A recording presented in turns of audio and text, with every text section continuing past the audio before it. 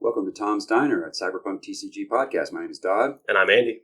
We are here for episode 6. We're going to talk about two things because Andy, trying to buy a house and move, and got his priorities all out of whack and didn't get over here to record before episode 10 and the new rules came out. So we're going to talk about the color wheel and the new rules today. What do you have to say for yourself, Andy?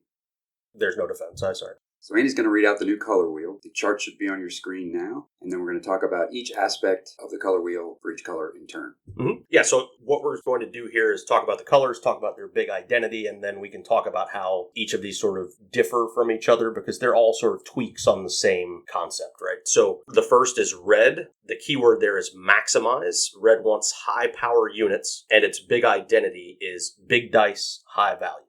So this sort of seems to align more with a standard like card game aggro color. It's going to be direct attack, big numbers, force you to deal with what you're doing. You're going to be on the front foot, it seems like, or at least trying to be. And that makes sense. That aligns with most other Magic the Gathering, Star Wars Unlimited sort of red color pies in games. So red tends to be aggro. Exactly. The next is yellow. That is diverge. Their focus is on gear. So this is more of a technical build, bigger units up as we've seen with Dum Dum and people like that. Their gig identity is different values. So they don't necessarily want to have a higher number. They just want to have a different number. So it might be higher, might be lower. They want to have a delta between them and their opponent. Blue is minimize. Their focus is on programs and brain dances. And their gig identity is small dice and low values. So they want to sort of lurk in the background, not really be seen a lot on the street, but maybe that's going to give them an advantage somehow. And green is align, and their focus is on legends, which will not be a surprise to anybody who's seen how Pan Am Palmer works in that color pie.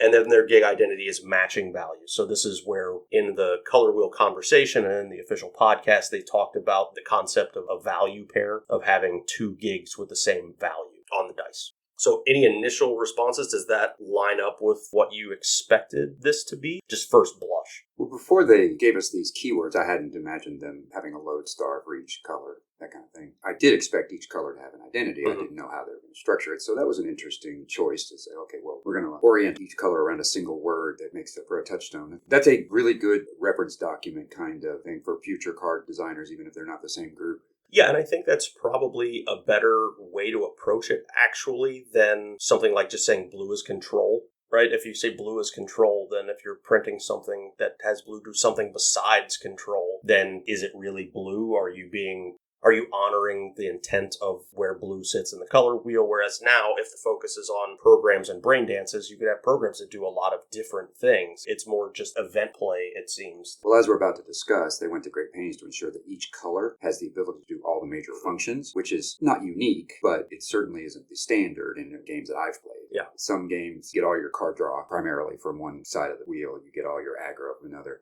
Instead, they're using those lodestars, those touchstones, to say we're going to do card draw in a specific way that relates to this keyword, but everybody gets to do it. So we were worried, I think, before we saw any of this, that, well, if you want to have gear, you're going to have to go into yellow. If you want to have control, you're going to have to. So having it distributed, but in a way that conforms to the identity of the color, I really like that because while it would be nice for each color to have a thing that it does better, you don't want to be forced. Yeah. It skews the meta if everybody has to play yellow because it's the only way to get gear cheap. I think it's still possible for each of these colors to do something better than the other, but having it be less strictly defined is probably good. And like you said, not having to say, well, if I want card draw, I need to go into green and have a legend that's green. If I want that efficiently is probably good. Like it might be green needs a value pair to draw a card, whereas red might need to defeat a unit and you draw a card. It's just going to give you different approaches to do the same thing, which is cool. So let's talk about some of the things that we mentioned here, like the two examples that they gave were how do each of these colors interact with rival threats and what is their street cred identity. So red wants to interact with rival threats by directly fighting and having higher power than them. So they basically want to dominate the board. Pure aggro. Pure aggro. Yellow wants to interact with rival threats by sacrificing a unit or gear to directly defeat them or directly defeating them based on cost. So it's being tricky,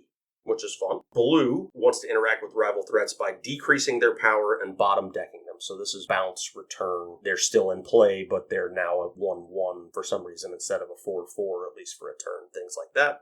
Green wants to interact with rival threats by spending them, then attacking, or directly defeating them. so they can stay in play, but now they're going to be spent, which means you could potentially attack them directly, or now they can't perform whatever action is on the card. The other thing that they focused on was street cred identity. So red wants higher total than their rival, so again, dominance. Yellow wants a significantly different total from their rivals. Blue wants lower total than their rival, and then green wants even or odd total. So any of these jump out to you without sort of trying to divorce yourself from what you have seen in specific cards, maybe? Hearing those combinations, do any of these colors jump out to you as like, this is sort of the play style that I usually want to find myself in? That's the funny thing, no. I mean, aggro's not usually my thing, so red's not really in my usual wheelhouse. Not that I won't play aggro, but I'm a control player, and none of those screams out to me, this is the control faction. We've got hints that blue is the control faction, and there's something in there. You reduce their street cred, reduce their units possibly, which sounds control-y, but so does, I'm going to spend your unit and then I'm going to kill it. So, I don't know. Yeah, exactly. And I know I just said forget the cards that you've seen, but you mentioned something about potentially being able to control a board or control your opponent outside of blue. And one of the cards that was recently spoiled was Sendayo Oda, which is a green unit that costs 7 that has a play ability that says spend a rival unit for each friendly value pair of gigs. This unit can attack rival units the turn it's played, and it has 8 strength. So if you're able to start spending units that your opponent wants to keep ready or has just played or has on the board that are going to be a threat for the next turn, and you have units that can spend them when played and attack into them directly on the turn that it's played, it's a unit that is sort of a control spell. I mean, combine it with Pan Am and you can take out 2 if you had 2 value pairs. Right. It's a removal unit, at least when it's played. So they found cool ways to achieve different things in different factions, and if yellow wants to defeat your own units or your own upgrades on units to defeat other opponent units, I mean, that's control-y in a different way also. So I'm excited to see some of the board interaction opportunities beyond what limited opportunity you saw in the alpha decks, with blocker being really the main important way to interact on the board. So any other thoughts on the color wheel? No, I like it. I don't have a lot more to say than just that I like it. It's clever, it's simple, it leaves a lot of room for the design space. I really like something he said on episode 10, where he said that his mentor had told him to design your game around aggro and design your, I think he said, format around control. Mm-hmm. That way you kept both within bounds, but also made room for every both. And having those both in mind is going to lend itself more toward mid-range play also. I'm going to make a prediction when we're talking about what you're going to want to play, you specifically. Okay. And that's another card that was recently spoiled, which is Mammon Brigitte. I think the first couple episodes that we had, the card that jumped out to you that you really wanted to get your head around and figure out how to make work, especially because we were trying to see what the rule structure was going to be and what other cards were coming out was, well, not just Alt Cunningham, but you liked Atom Smasher. I think the one that is going to trigger that thing with Alt Cunningham now is Mammon Brigitte, because her playability on 5 is you may discard 2 programs. If you do, bottom deck a rival unequipped unit. So that's going to find ways to get cards into your discard pile, to get recursion, to control units or bottom deck them. And as we've seen, like bottom decking units, at least so far, is almost worse than discarding them because there's no real way to get them back. So that's my prediction, though. That's the card that's going to jump out at you and make you want to build around once you see the full card pool. Well, I'll tell you what, if with her and Placide requires discarding a program to work and you can use him multiple times, we're going to need a ton of card draw to feed that, or a ton of recursion. Because if I don't have programs in my hand, I can't use any of those abilities. So that'll be interesting to see too, is like, how low do I have to go? Like, feels on the surface of it like Jackie Wells in the alpha deck non-bows with having low values because you have to max one out to get the card draw. But he does encourage you to roll in your 4 and your 6 first. Right, because they're easier to manipulate into their maximum value.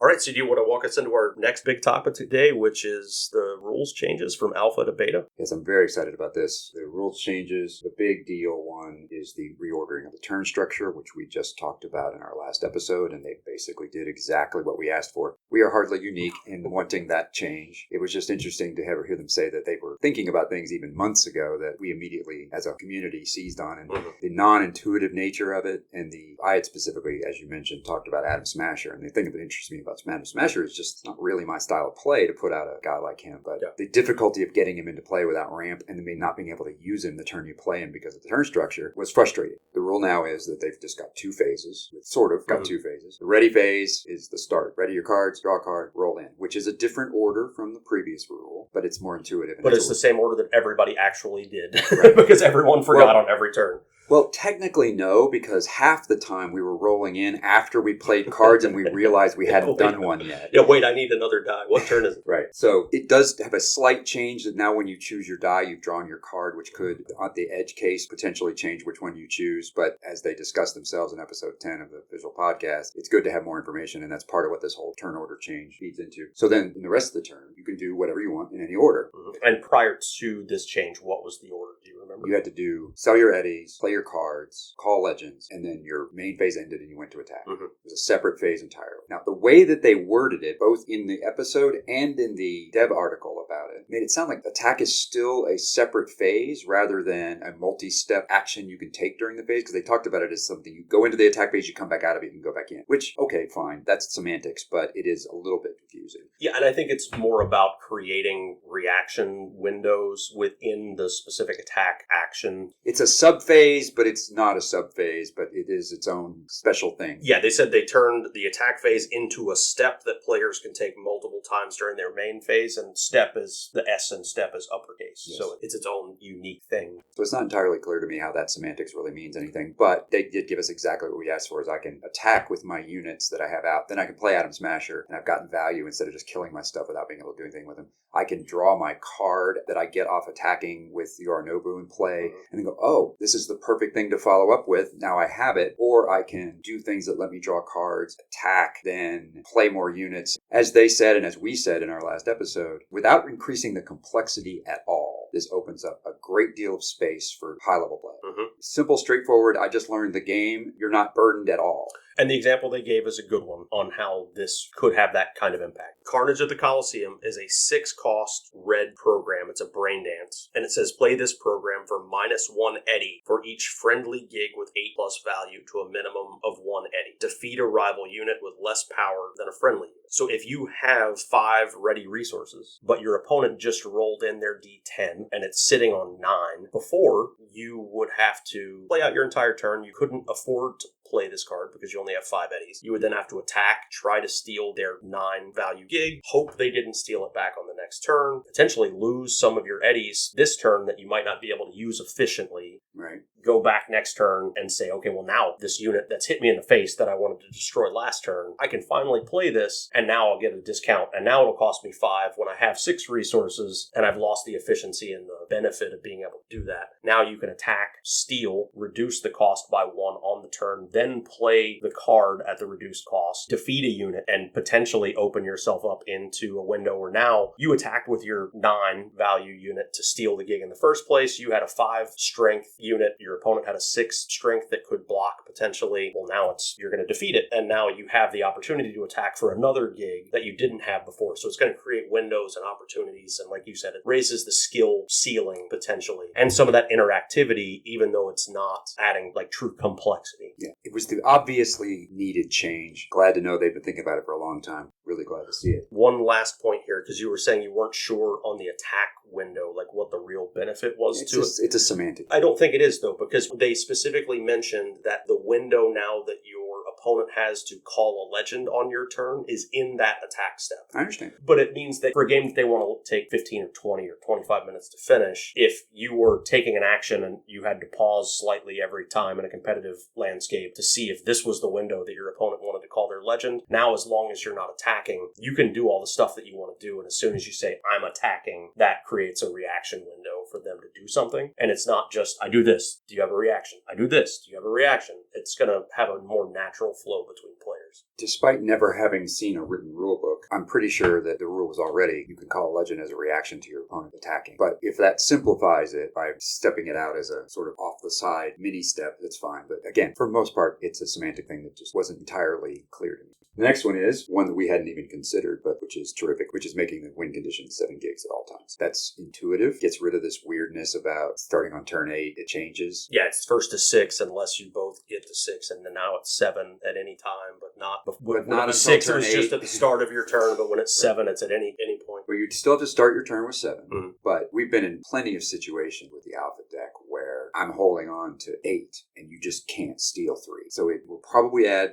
on average, a turn and a half to the game, which is great because that gives you time for those mid-range decks. Mm-hmm. aggro to flourish. I was teaching my friend the other night, he never played the game, and our second game ended on turn 5. We never got 20 rolled in, and it ended because he had 8 gigs, and I couldn't steal 3 of them back, right? He had too many units out. And that happens a lot. And that'll happen with 7. It'll just happen somewhat less. You'll have more time to develop. And with the next rule coming into play, we're also going to have better board presence. Yeah, I know some aggro players are concerned with the change just because the window for aggro to win is as early in the game as possible. Whatever the win condition is, the sooner they could potentially win the game with an aggro deck, the better it's going to be for aggro. The longer the game goes on, the less advantage they have, the more your opponent can stabilize, their opportunity goes out the window. So requiring an extra turn makes it less likely that aggro is going to be dominant. We'll see if that makes a difference. I think that changing this rule, though, in addition to providing the clarity, like you said, it's going to be easier to rebalance for aggro. If you have to increase a power number on a card to make it more likely that an aggro unit can steal 2 gigs to get to 7 in the same sort of time period potentially that they could before, that's a lot easier to do than to say 3 sets in, we need to change the win condition. I think this allows people to have a recovery turn. We saw, especially, and again, with limited card pool, if you got blockers out early, it could be very difficult to overcome if you're the other player, just because it takes so many actions and so many things to get past it. And now, if you fall behind, you don't feel like the clock is such a threat that you have to make bad decisions potentially, or we'll talk about it more with the other rule change that's coming, that you couldn't rebuild your board presence effectively and not fall farther behind. We'll go ahead and talk about the next rule, which is reducing the cost to call a legend from 2 to 1. Right there contributes to rebalancing aggro because you can get more units out for less cost because you've got an extra Eddie up around. And I didn't really find it disturbing that we would play games where 1 or 2 legends never got called. It was just so dependent on what you drew, and the alpha decks are so what they are that it didn't bug me, right? But I totally get that they want to see the legends more involved. And yeah, if I'm building my deck around my legends, I want to get them to play. You've already got the issue of it's difficult when it's random. Correct. And I think that to me is the biggest benefit, is that there were a lot of scenarios where you would be playing the game, and especially if you were falling behind, that spending 2 eddies on a 3 or 4 or 5 eddy turn to flip a random card, even if it was one of the 2 that you had remaining, it's a 50-50 shot that this is the one that is going to give me the thing that I need to try to recover. It's also a 50% chance that it gives you nothing, and now you something you don't need right now. Exactly. But especially when all of these rules work together, where if you're calling a legend and now you can attack and potentially draw a card, that if you've got a character like a Dum Dum or a Pan Am Palmer that need you to have upgrades in your hand or access to upgrades, that if you don't have them in your hand, well, I don't want to spend the 2 to call a legend on a 50-50 shot that it's going to flip the legend, that I need to have this card in my hand to go with, and if it's not, then I also lose that when called ability and I lose 2 eddies, so I'm just not going to do anything because I either get something really good or I just shoot myself in the foot. Well, it also makes a card like Dum Dum better because with the extra Eddie, I can play most of the gear in my deck. Exactly, yeah. And then I don't have to worry about it, and I've still got the Eddie to flip it. Whereas before, it's like, well, I can't really think about flipping him until turn 2, even if I'm second player, because then I don't get a unit out. Yeah. It will definitely require them to rebalance the game, as they said they were going to, for these cheaper legend calls. Especially the legends that ready when called. Especially the ones that ready when called, because they would essentially be free.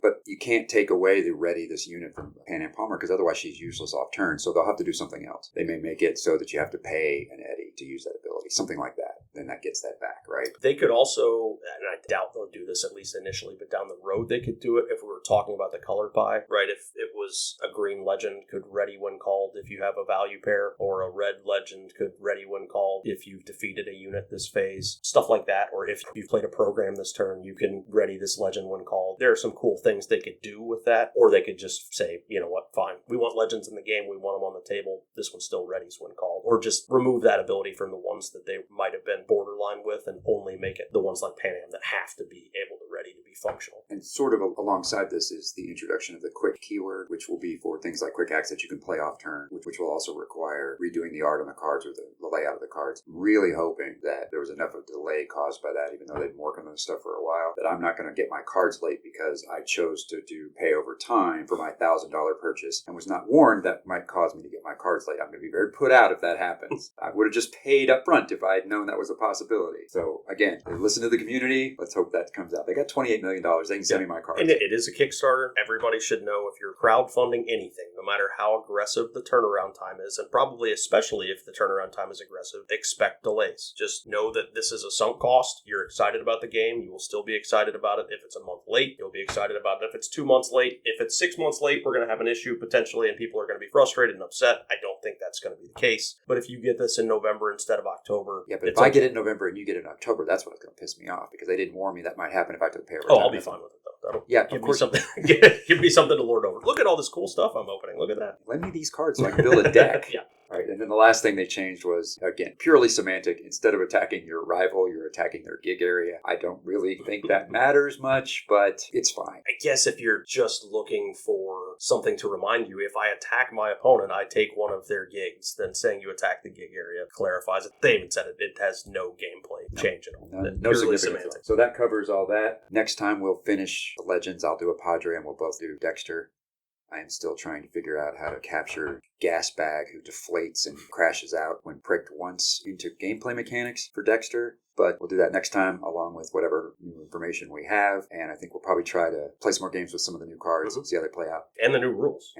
We got to switch to the new rules. And apparently, while we're recording this, they're at the UK Games Expo. And they're using the new rules as of yesterday. So I guess that covers everything we wanted to cover today. Let's move on to the afterlife. Do you have a recommendation for our listener? I do. And for the first time, it is not a book. I'm branching out. So congratulations. Thank you. My recommendation for this episode is a board game that came out at Essen last year. It is a 1 to 4 player game. Although I would say it's probably 1 to 2. It's one of those games that you can play with any number of people. It's a solo or co-op, low player count game called Deckers, which, as you might expect on a podcast about the Cyberpunk TCG, is cyberpunk themed. You are playing as hackers, or Deckers in this case, who are trying to infiltrate servers and steal things. And each game that you play, you're going up against a specific boss, effectively, that changes the parameters of the game. So it's like a 60 to 90 minute game. It's a very small box, but there's a lot of card play in the game, a lot of decision making. Very fun game, highly recommend.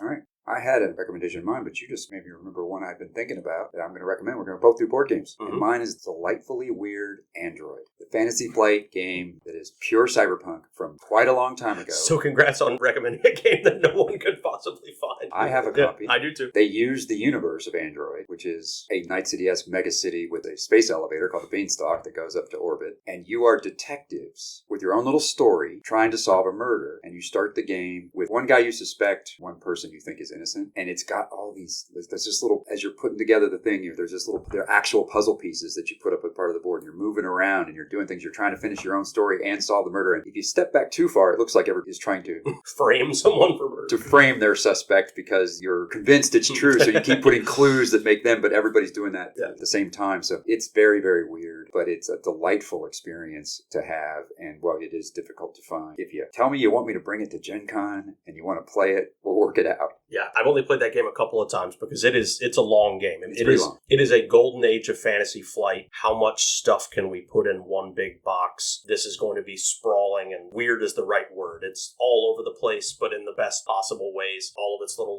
flaws and foibles are the things that make the game great instead of detracting from it. And it even has 3 novels. It does, yes. Which are actually decent. I read them back when. Yeah. And again, they used this universe for Android Netrunner. They used it for a couple other board games. If you can find a way to play Android and you're into Cyberpunk, it's an experience worth having. All right, well, that's it for this week. Thanks for hanging out with us, Chums. Thanks.